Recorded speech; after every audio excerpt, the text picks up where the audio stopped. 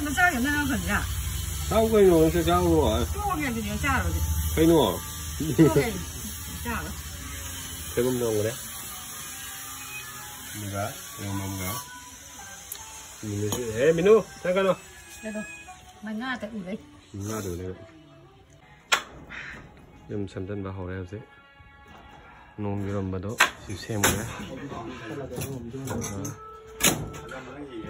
Si pakar kan xem chân là ní. Xong nó gắn cá gì hồ cái bát ở hồ thì em sẽ xem chân là ní có. Nó xem coi cả.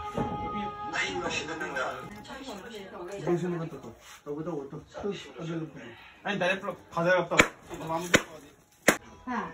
Mà chắc cái nó xem năng ngoài mà cái gì quả? 이 여기만. Dìm cái đó.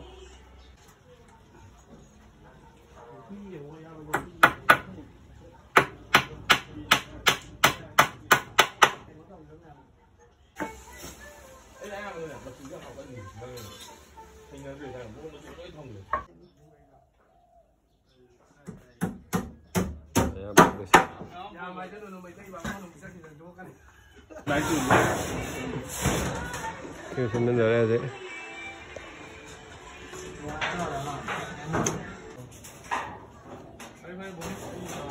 여기 세유가 방금 거로 받아나 알긴다. 저 얘기를.